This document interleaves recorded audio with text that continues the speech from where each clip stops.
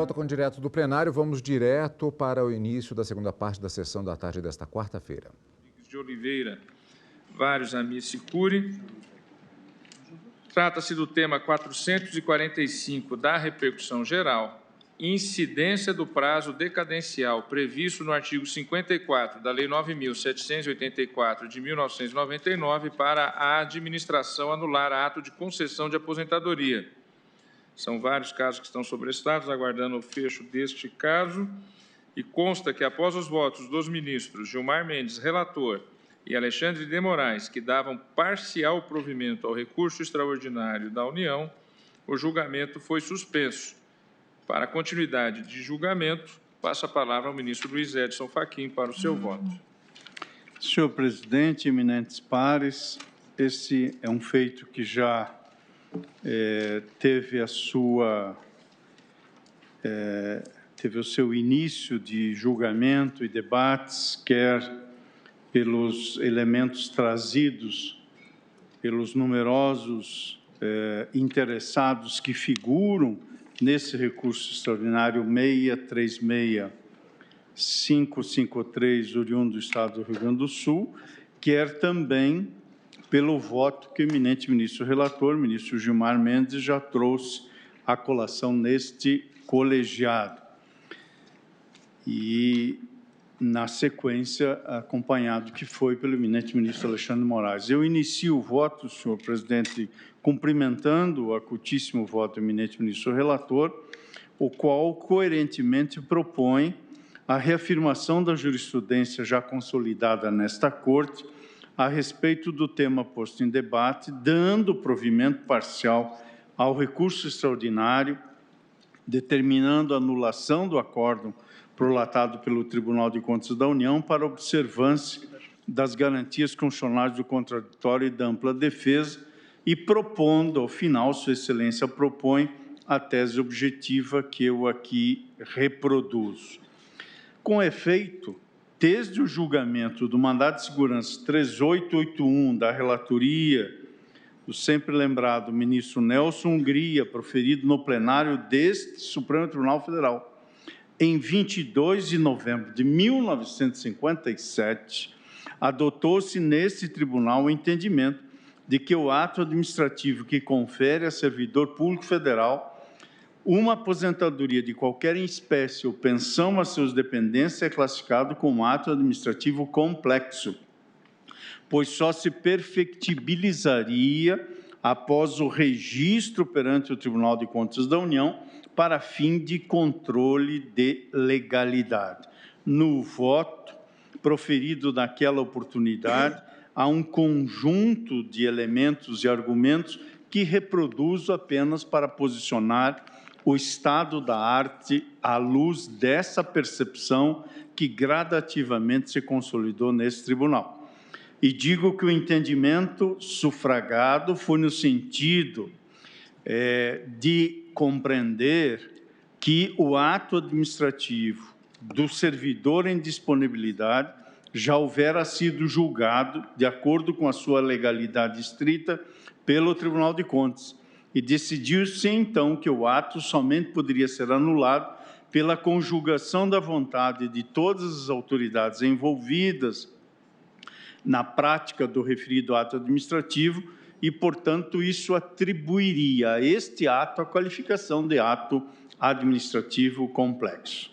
Desse julgamento derivaram inúmeros outros, por meio dos quais esse tribunal reiterou o entendimento de que o ato administrativo da aposentadoria é ato administrativo complexo.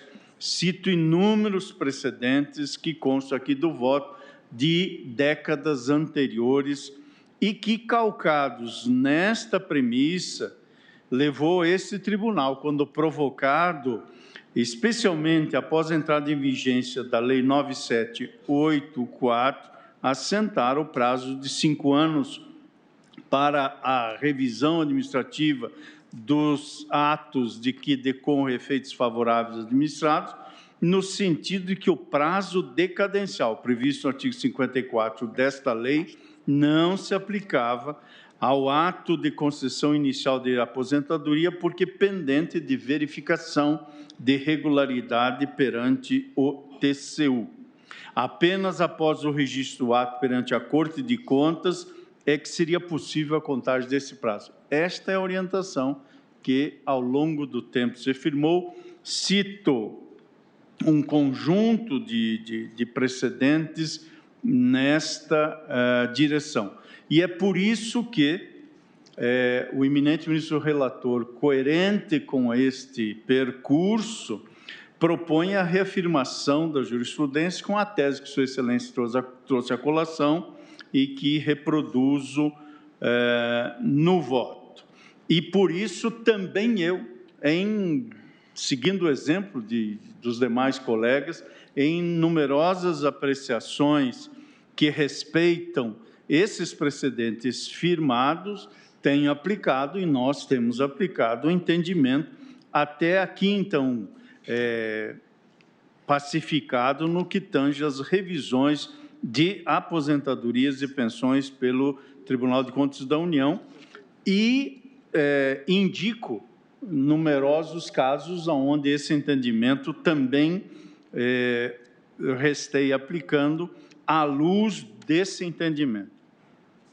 Todavia, senhor presidente, considerando que a matéria vem a este plenário, entendo que é o caso de promover uma análise mais verticalizada da matéria e, por isso, trago a colação e apreciação desse tribunal, reconhecendo que há esta formação pretérita, ao mesmo tempo que também proponho o reconhecimento de que é possível, neste tema, avançar numa revisita da temática e, por isso, proponho esta reflexão, não apenas aos eminentes ministros que me precederam, o ministro Alexandre Moraes e ao eminente ministro Gilmar Mendes, ministro relator, e eu faço sumariando as razões expostas, submetendo aos colegas que me antecederam e aos demais colegas uma revisita deste tema para um desfecho em sentido diverso. Começo, senhor presidente, enfrentando o tema da classificação do ato administrativo da aposentadoria. A principal razão dessa divergência, por assim dizer, que pontuo, e também a do ilustre Procurador-Geral da República, que exarou alongado e profícuo parecer nos autos, funda-se a principal razão desta ponderação que trago à guisa de divergir dos votos que me precederam, embora reconhecendo-os de acordo com a orientação, ao menos até esse momento aqui assentada, funda-se no desacordo em relação à premissa de que o ato administrativo de aposentadoria do servidor é um ato complexo e que somente se perfectibilizaria, portanto, passaria a ter validade e eficácia plenas a partir do registro junto ao Tribunal de Contas da União. No parecer ao qual me referi, o Ministério Público Federal propõe que se classifique o ato de concessão inicial de aposentadoria como um ato composto e não um ato complexo, e que, portanto, estaria sujeito, desde sua concessão inicial pela autoridade do órgão ao qual o servidor está vinculado, ao prazo decadencial previsto no artigo 54 da Lei 9784 de 99, já que o registro junto ao TCU, ou Tribunal de Contas, teria efeito meramente declaratório e não constitutivo. Quanto à formação ou composição de vontades, reproduzo aqui o que a doutrina administrativista clássica traz para distinguir, para divisar o ato administrativo em simples, composto e complexo. Me escuso da leitura, eis que apenas reproduzo por todos a lição contida no direito administrativo brasileiro de Eli Lopes Meirelles, sempre aqui citado e mencionado. Como assentado no parecer da Procuradoria-Geral da República, o que deve ser considerado para a formação da vontade final da administração, e cito entre aspas, é a integralização de vontades autônomas e parciais de órgãos distintos para a obtenção do objetivo final colimado. Assim, é que surge complexo o ato que resulta da vontade parcial de dois ou mais órgãos, ao passo que o ato composto resulta da vontade única de um órgão, embora dependente de verificação por parte de outro, fecho as aspas. Pois bem, a par das definições e ponderações acima referidas, o ato administrativo de concessão inicial da aposentadoria poderia ser classificado como um ato composto, porquanto a análise realizada pelo TCU para fins de registro seria meramente verificatória de legalidade, mas já estaria produzindo seus efeitos desde sua edição pela autoridade competente para a emissão do decreto de concessão do benefício. Pois bem, nessa ordem de ideias, nada obstante a posição que trago à colação, compreendo que cada ato ou de concessão e de registro é, a rigor, independente entre si, tem o escopo de produzir efeitos específicos, dentro de um amplo processo administrativo que se inicia com requerimento formulado pelo servidor ou pelo seu dependente nos casos de pensão ou aposentadoria voluntária, e passa pela análise da legalidade e preenchimento dos requisitos pela autoridade competente, pela posterior publicação do decreto de concessão do benefício e culmina com o controle a posteriori pelo TCU para fins de registro. Pois bem, explicito à luz da lição contida em seu Manual de Direito Administrativo e da lavra de José dos Santos Carvalho Filho, que a aposentadoria é um fato jurídico administrativo que precisa se formalizar através de um ato administrativo de autoridade competente. Este ato sujeita-se à apreciação do Tribunal de Contas, a quem incumbe verificar a sua legalidade diante da efetiva consumação do suporte fático do benefício. E o autor faz referência ao inciso 3º do artigo 71 da Constituição da República. E no que tange a classificação, à luz do que já referi, esse tribunal vem assentando, e também do que trouxe a colação o parecer do Ministério Público, no que tange a classificação, o doutrinador que cito explicita que lavra funda divergência a respeito da natureza do ato de aposentadoria. Para alguns, trata-se de ato complexo formado pela manifestação volitiva do órgão administrativo somada do Tribunal de Contas. E, a seguir, acrescenta: não nos parece correto semelhante pensamento. Cuida-se, com efeito, de atos administrativos diversos, com o conteúdo próprio e oriundo de órgãos administrativos desvinculados entre si. Eu prossigo na citação, mas este é o cerne que registra a controvérsia e toma posição diante da controvérsia. À luz da compreensão doutrinária, no exame que fiz da matéria, fui buscar também os elementos judiciosos trazidos pelo ilustre professor Marçal Justen Filho, segundo o qual, neste ponto, vejamos como a matéria suscita mesmo essas compreensões. O professor Marçal diz: nesse ponto, altera-se o entendimento anteriormente adotado e se reconhece a procedência e o raciocínio de Carvalho Filho, que acabo de citar, no sentido de que a aposentadoria não é um ato complexo. Até a terceira edição seguia seu posicionamento tradicional, no sentido de que a aposentadoria se aperfeiçoava mediante a edição de decreto da autoridade mais elevada do poder, conjugada com a aprovação pelo Tribunal de Contas. No entanto, e como procedentemente aponta Carvalho Filho, a aposentadoria se aperfeiçoa com a mera emissão do decreto. O ato de aprovação do Tribunal de Contas envolve apenas controle a posteriori sobre a regularidade do ato. Cito mais detalhadamente no voto a obra Curso de Direito Administrativo, página 852 e seguintes. Pois bem, desta circunstância inicial, senhor presidente, o que eu concluo quanto a este ponto especificamente é que efetivamente me parece correta a compreensão traduzida pelos renomados doutrinadores nas lições que mencionei, no sentido de se considerar o ato que envolve a concessão inicial de um benefício previdenciário a servidor público como independente e autônomo.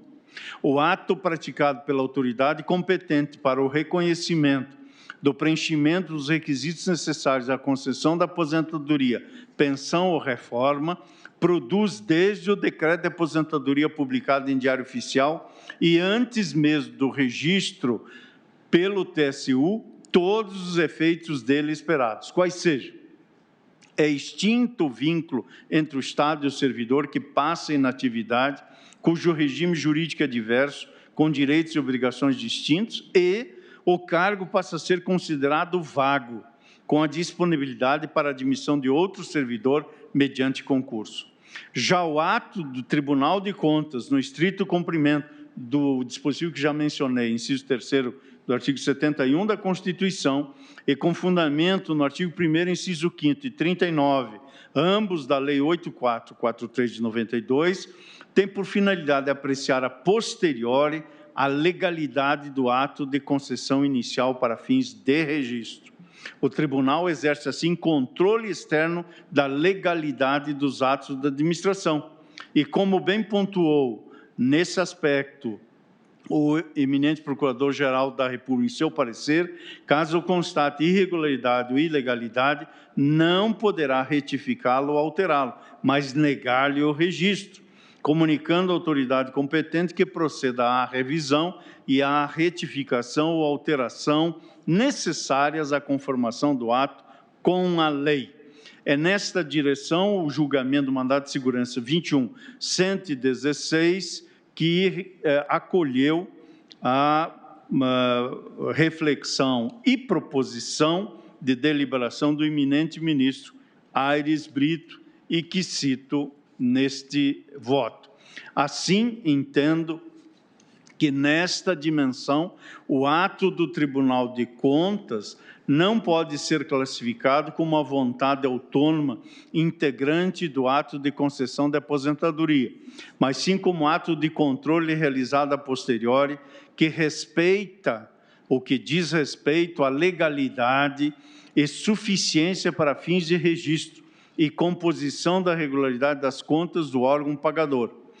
E, por isso, enfrentando este ponto que é mais de índole teórica, mas que produz efeitos na compreensão da matéria, o ato de concessão de aposentadoria não é um ato complexo, mas conjugação de atos simples, independentes entre si, cada um produzindo os efeitos necessários e suficientes à perfectibilização dentro do plano de validade de cada ato.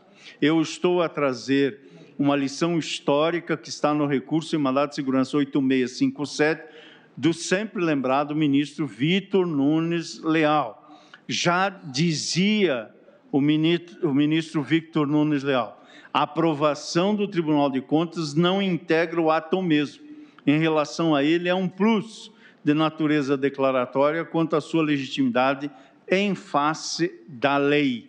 E, portanto, nesta direção, no mandado de segurança já referido, 25.116, o eminente ministro Sepúlveda da Pertence já notava sua discordância a respeito da classificação dada ao ato de aposentadoria pelo Supremo Tribunal Federal como um ato complexo e, na ocasião do julgamento, ponderou, ainda que em voto vencido, acerca do tema, citando, dentre outros, Maria Silva Zanella de Pietro, como Guido Zanobini e outros autores, bem como também o sempre lembrado e eminente professor Celso Antônio Bandeira de Mello, para ensejar a compreensão que naquele julgamento trouxe a colação.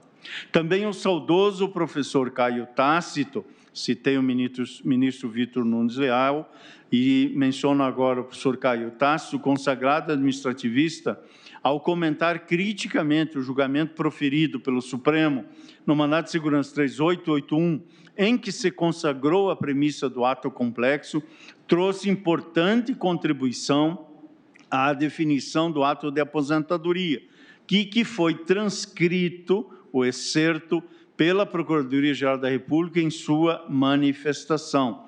Destaco um trecho do professor Caio Tácito. Não há, dizia ele, no sentido jurídico estrito do termo, aprovação do ato da administração, mas apenas forma de controle da legalidade do ato acabado, cuja executoriedade fica suspensa até que se opere o julgamento do ente fiscalizador. Considero essa lição apropriadíssima, porque o ato administrativo já praticado pela autoridade competente produz todos os efeitos dele esperados, especialmente a vacância do cargo. O ato do TCU não faz parte, não integra o ato de concessão inicial do benefício, apenas o ratifica no exercício de sua função financeira de controle externo dos atos administrativos para atestar ou não a legalidade, a verificação de conformidade para fins de homologação de pagamento e regularidade das contas públicas. Tomando assim partida da consagrada concepção de Pontes de Miranda, e por muitos tratada, dentre outros, pelo saudoso professor Antônio Junqueira de Azevedo, sempre aqui também lembrado, sobre os planos de existência, validade e eficácia dos fatos jurídicos, anota-se aqui que o ato administrativo de concessão inicial da aposentadoria revela-se perfeito e acabado desde a publicação do decreto de aposentadoria pela autoridade competente, dentro do órgão ao qual o servidor público federal está vinculado. Assim, o ato de concessão inicial pela autoridade competente atende perfeitamente às características necessárias à verificação da produção de todos os seus efeitos, e aqui menciono todos os efeitos daí decorrentes. E, por isso, reitero o que se encontra em Pontes de Miranda. A legalidade ou validade é atributo dos atos que existem, é dizer, reconhecendo-se que o papel do Tribunal de Contas é o de apreciar a legalidade ou validade dos atos sujeitos a seu ato de registro, não é possível que se considere essa manifestação como uma vontade componente do ato anterior ou um requisito para a sua formação. Menciono que esse tipo de reflexão e de um escolho doutrinário sempre inesquecível de Pontes de Miranda também repercute, dentre outros, na obra de um grande pontiano, professor Marcos Bernardes de Mello, na teoria do fato jurídico, e também já se projetou em julgamento do Superior Tribunal de Justiça, que aqui menciono, no agravo em sede do RESP 1.047.524, redator para o acordo o ministro Marco Aurélio Belize, relator originário o ministro Sebastião Reis Júnior. Também cito como precedentes o mandado de segurança 23.607 da relatoria da ministra Laurita Vaz e também da relatoria do eminente ministro Jorge Mussi, o RESP 1.168.805. É nessa direção, senhor presidente, que quanto a esse ponto inicial, assento que a atuação do Tribunal de Contas da União é um atestado de conformidade com a lei, uma verificação de legalidade de atendimento de interesse público de um ato já praticado, mas que não pode ser classificado como uma aprovação ou condição suspensiva resolutiva para que o ato de concessão inicial produza todos os seus efeitos desejados. O ato da aposentadoria, portanto, ou de aposentadoria, não é a rigor um ato administrativo complexo, mas simples do ponto de vista da conformação da vontade. Evidentemente que, encontrando nele o TSU, por ocasião do registro vício de legalidade, deverá a administração revisá-lo.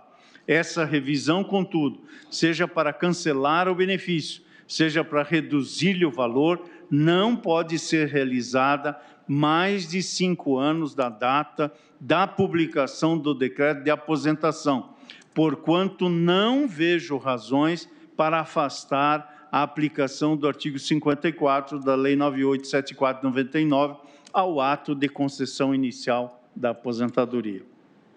E aqui, senhor presidente e eminentes pares, no próximo tópico do voto, não vou fazer toda a minudência que tomei a liberdade de fazer chegar a vossas excelências, mas procuro examinar o princípio da segurança jurídica, que também há de se conjugar com o princípio da proteção de confiança, aplicável aos atos de aposentadoria. E dizendo que, ainda que se pudesse considerar o ato administrativo de aposentadoria como complexo, o que, como procuro aqui assentar, não me parece ser o caso, o princípio da proteção à confiança, consectário do princípio da segurança jurídica, o qual, por sua vez, está calcado no Estado de Direito Democrático, por si só autoriza a aplicação do prazo decadencial ao ato de concessão inicial de aposentadoria, reforma ou pensão.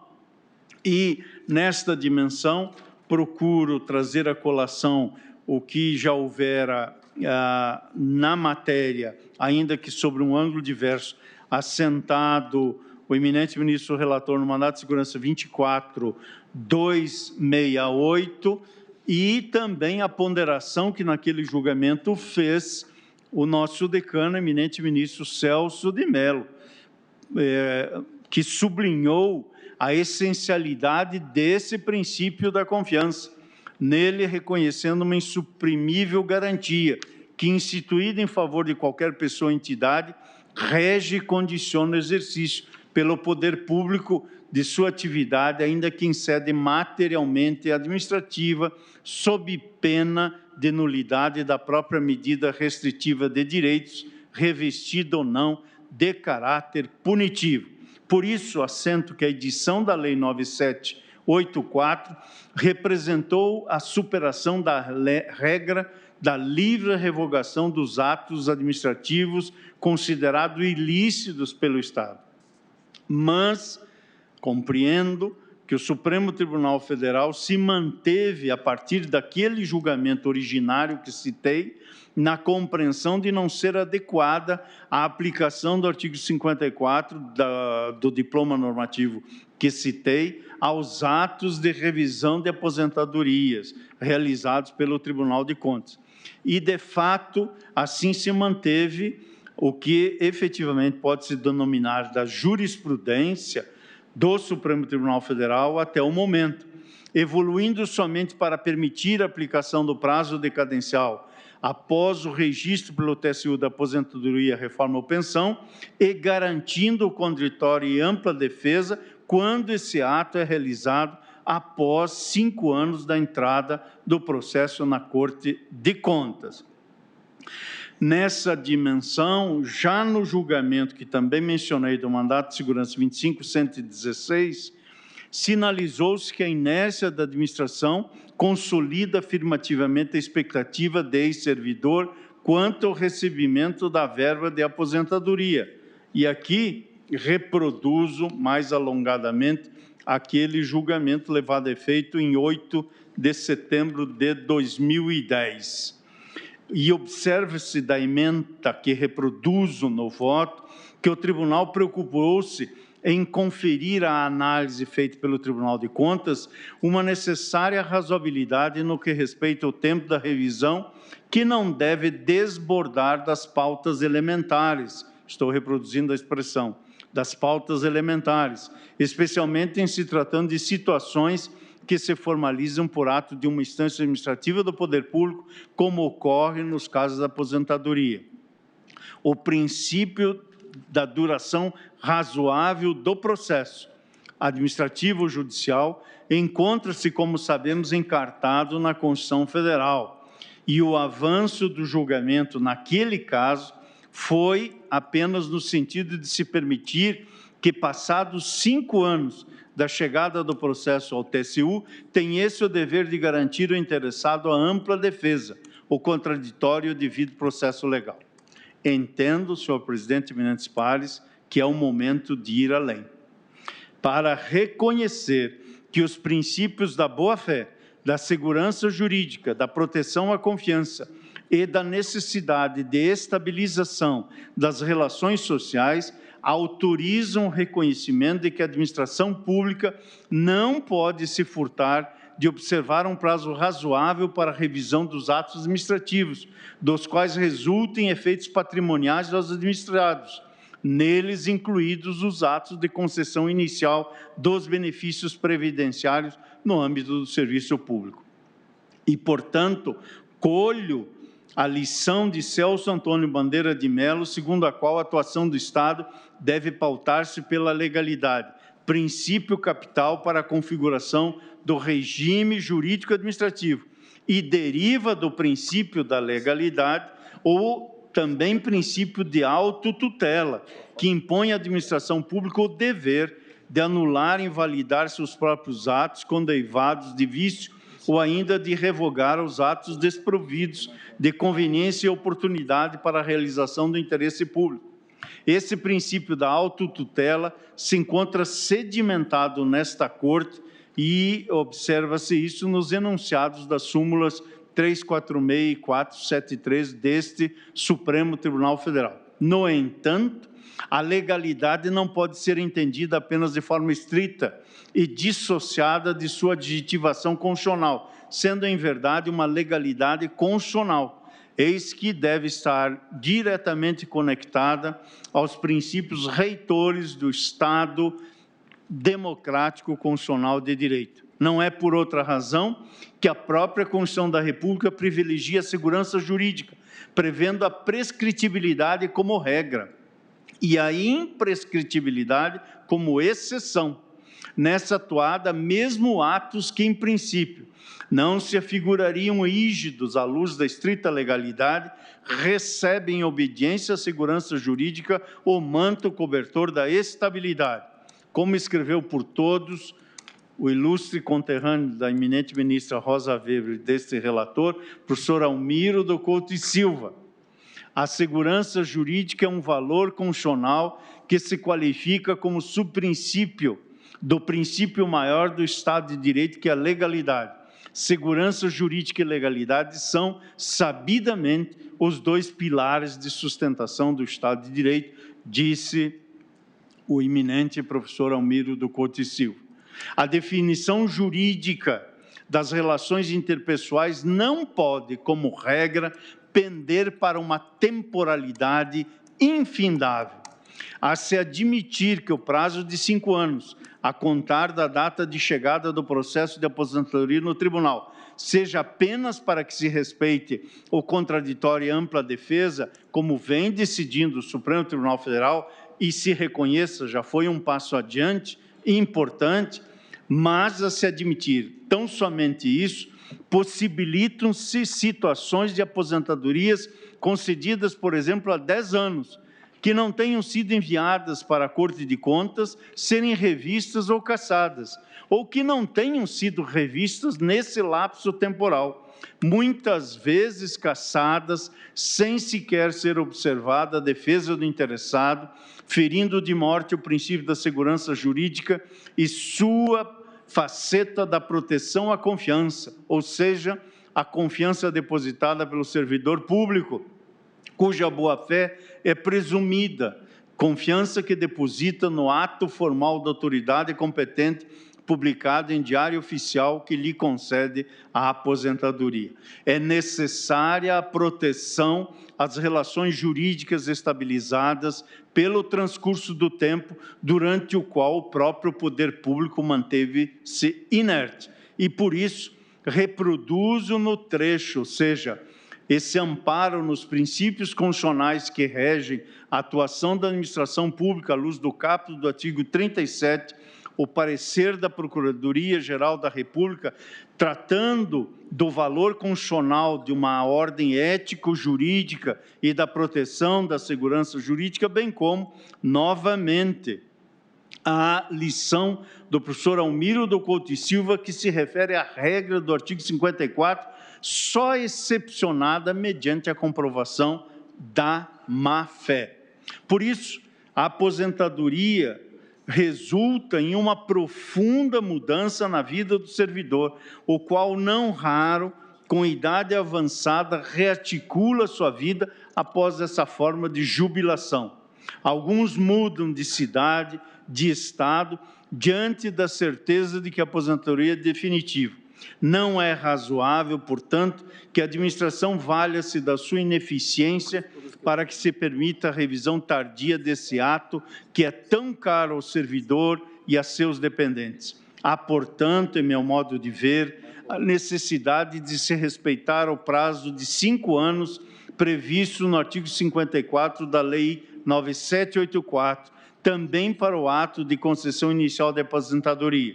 Ademais, a regra desse artigo 54 tem como pressuposto a boa-fé do servidor ou do seu dependente, justificando-se, portanto, a necessidade de estabilização da relação que tenha nascido do ato praticado, em desconformidade com a legalidade estrita, porquanto o servidor, quando titular do benefício, passa a ter a legítima expectativa de que o benefício, que aliás tem caráter alimentar, será definitivamente mantido.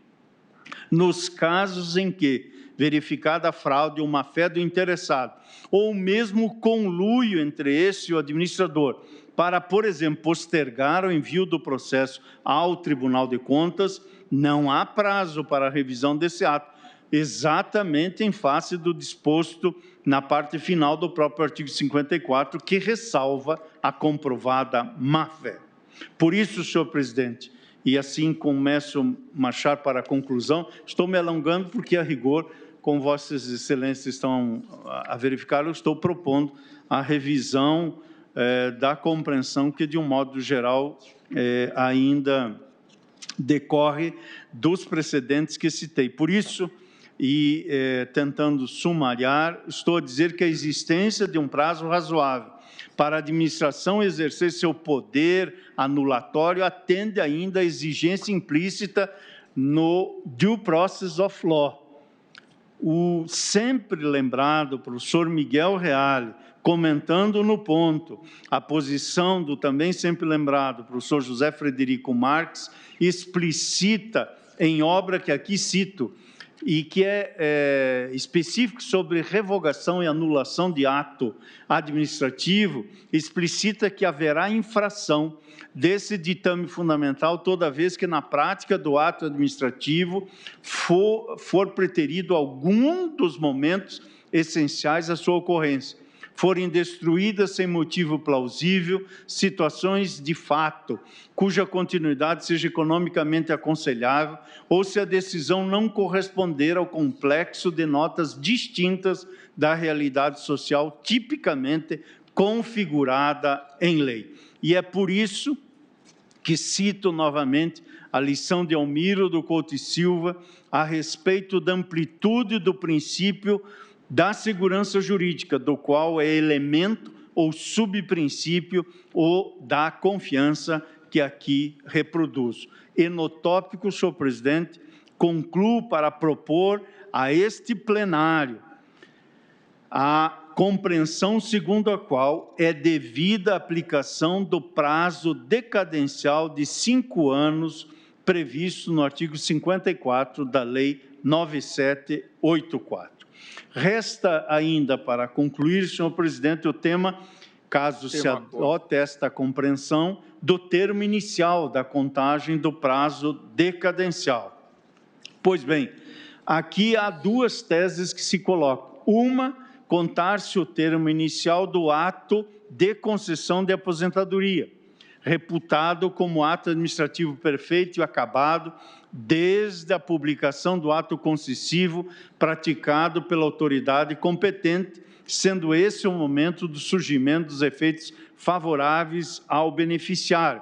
Cito as ponderações doutrinárias feitas por Rafael da Casma Fini, que trata desta matéria, sobre a proteção dada ao administrado pela previsão de um prazo decadencial para a revisão de um ato praticado pela administração.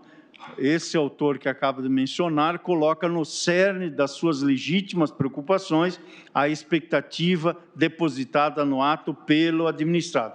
Por isso, numa das primeiras teses, o termo inicial para a contagem do prazo decadencial poderia ou pode ser a data da publicação do ato normativo concessivo pela autoridade competente, dentro do qual a administração deverá encaminhar os respectivos autos ao Tribunal de Contas, e este, dentro das suas atribuições constitucionais, realizará a verificação de conformidade ao ordenamento jurídico.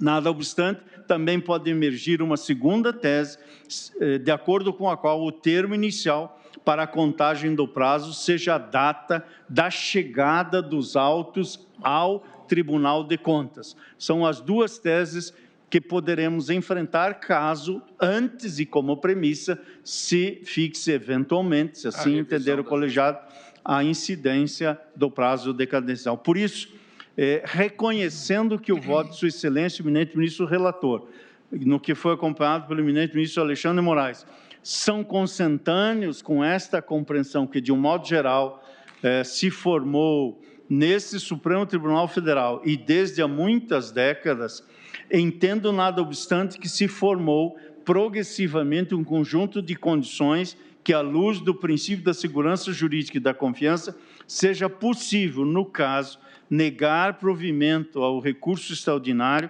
assentando-se que se aplica o prazo decadencial de 5 anos à pretensão de denegação do registro do ato de concessão de aposentadoria, reforma ou pensão pelo Tribunal de Contas, salvo comprovada má-fé.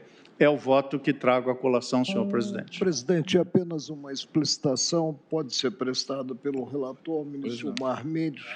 O provimento é parcial, excelência, por quê? Estamos dando E não é total?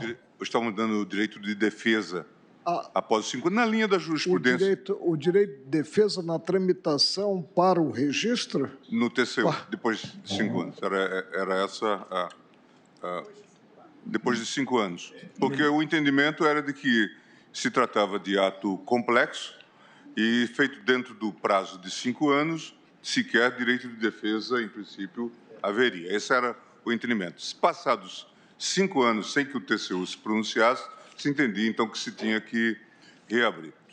Presidente, essa é uma questão, como o eminente ministro Fachin já fez considerações, é uma questão que se desenvolve ao longo de muitos anos. Nós mesmos aqui participamos desse debate ainda com o ministro Pertence, com a participação do ministro Brito, no precedente que já foi referido. Eu até devo dizer que, diante de vários casos que aparecem, que surgem, de fato, nós devemos, talvez, repensar essa questão do prazo. Ao mesmo tempo, a mim me preocupa a reconcepção,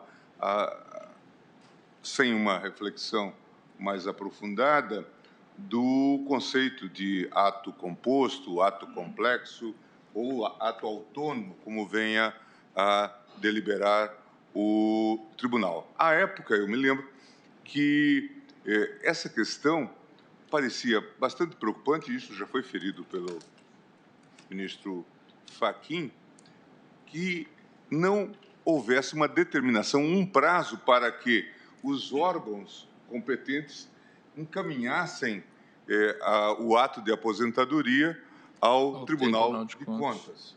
E, claro, Sua Excelência, inclusive, já apontou a ressalva do artigo 54, a possibilidade de eventual manipulação. Mas, independentemente disso, vamos pensar só na burocracia, no trâmite de autos, né, considerando que tudo se passava em autos físicos. Vossa Excelência, esses dias, me ponderava sobre essa questão, dizendo que, durante o recesso, enfrentou uma temática em que demorou-se alguma coisa como 20 e tantos anos para que Se me permite, houvesse uma deliberação do Tribunal de Contas. O que, me de certa permite, forma... ministro Gilmar, Sim, por favor. desculpe interrompê-lo, Vossa Excelência é o relator, tem o uso da palavra à vontade, obviamente, como todos. Não, por favor. Mas, veja, eu recebi um mandado de segurança que deu entrada na corte no plantão, no dia 1º de janeiro, primeiro dia do ano, 1º de janeiro de 2020. O Tribunal de Contas da União o notificou para apresentar defesa 13 anos depois do seu ato de aposentadoria. E negou o registro à aposentadoria depois de 24 anos de aposentado, já contando com 71 anos de idade, determinando a volta ao serviço público, Que era impossível. depois de 24 anos, para complementar a prestação do tempo de serviço que teria sido faltante para o registro, de acordo com a legalidade. À época, eu me lembro, quando esse debate se instalou no tribunal, acho que em 2010, essa questão veio à tona e se disse que a fixação simplesmente do prazo de 5 anos, que em princípio poderia ser suficiente para o TCU deliberar, seria insuficiente em razão desta possível demora na remessa dos autos ao Tribunal de Contas. Mas, considerando essa nova conceituação que o ministro Fachin propõe, presidente, eu proporia que eu indicaria o adiamento do julgamento, embora eu concorde que tem que haver, sim, um prazo para que essa questão se encerre. De fato, a ministra Rosa pouco lembrava de episódios envolvendo a magistratura em que o juiz retorna a um tribunal ou eventualmente ao Ministério Público, causando graves problemas, não é, na própria composição. Em suma, isto precisa ser, de alguma forma, reajustado e repensado, de modo que eu indicaria adiamento, prometendo trazer já na próxima semana, se for possível. Eu poderia, então, alocá-lo para retorno de julgamento na próxima quarta-feira à tarde. Lembrando que na próxima quarta-feira teremos sessões tanto pela manhã quanto à tarde para compensar a semana de Carnaval. Também não podemos demorar tanto para... Pois é, até porque nós aplicamos uma jurisprudência hoje, que parece que a sessão de hoje sinaliza por uma virada. Eu também, então, o feito será, comunico às partes interessadas, que o feito será relocado para a próxima quarta-feira à tarde para retomada de julgamento. O item 3 da pauta, que está com vistas e faltam apenas os votos meu e da ministra Rosa, eu também vou realocá-lo para quarta-feira, mas este pela sessão da manhã, quarta-feira pela manhã. Ainda há alguns minutos, vamos votar algumas listas. O ministro Marco Aurélio.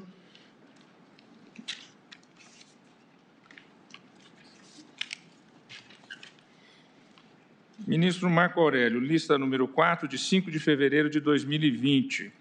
Trata-se de agravo regimental nos embargos de declaração, nos embargos de divergência, no agravo regimental, no recurso extraordinário, 1.078.542. Presidente, quanto a essa lista, é a número 4? Número 4. Eu indico adiamento. O ministro Marco Aurélio indica adiamento, então não será apregoada. Ministro Marco Aurélio, lista número 5 de 2020, de 5 de fevereiro, com 2 feitos, embargo de declaração no agravo regimental no mandado de junção 2258 e embargo de declaração no regimental, nos embargos de declaração, nos embargos de declaração, nos embargos de divergência, nos embargos de declaração no agravo regimental, no recurso extraordinário com agravo, 880.317. Em ambos os feitos, Sua Excelência está negando o provimento aos embargos. Eu sei que é até importante fazer essa leitura, né? O abuso de recorrer. A nomenclatura. Eu sei que o eminente ministro Marco Aurélio tem resistência a decretar o trânsito em julgado, mas seria o caso de se aplicar no item 2, ao menos, ao imediato, trânsito em julgado. Mas não vou fazer. Não vou fazer. Ministro Marco Aurélio, para não deslocar a relatoria. Ministro Marco Aurélio, item 6 da pauta. Agravo regimental nos embargos de divergência. Item 6, não, desculpa. Lista 6 de 2020, de 5 de fevereiro. Agravo regimental nos embargos de divergência, nos embargos de declaração, no agravo regimental, no recurso extraordinário com agravo 1.061.012, procedente de São Paulo. Sua Excelência está negando o provimento ao agravo. Todos de acordo? Tem a lista do ministro... O ministro Alexandre está devolvendo uma lista, não é isso?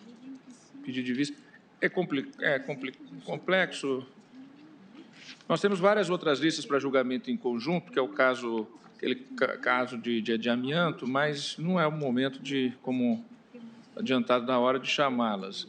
Tem uma outra lista, que é de relatoria do ministro Marco Aurélio, com vista ao ministro Alexandre de Moraes, lista 171 de 2019. Presidente, Vossa Excelência está acompanhando estou acompanhando o relator? integralmente o relator. Eu também acompanho, se todos estiverem de acordo. Eu vou só apregoar para... Trata-se da lista 171 do ano de 2019, de relatoria do ministro Marco Aurélio. Ação direta de inconstitucionalidade 3.977, procedente da Bahia, sendo requerente Partido Comunista do Brasil, PCdoB, interessado Tribunal de Contas do Estado da Bahia, interessada Associação dos Membros dos Tribunais de Contas do Brasil, ATRICOM. Após o voto do ministro Marco Aurélio, o relator, que julgava improcedente o pedido formulado na ação direta, pediu vista dos autos do ministro Alexandre de Moraes. Neste momento, o ministro Alexandre de Moraes devolve a vista, acompanhando o eminente relator. De acordo. Todos de acordo? Então, eu proclamo que a unanimidade foi julgada improcedente a ação nos termos dos votos proferidos. Não havendo mais feitos a serem chamados, agradecendo a presença de todos e a alta produtividade que tivemos hoje, declaro encerrada a presente sessão.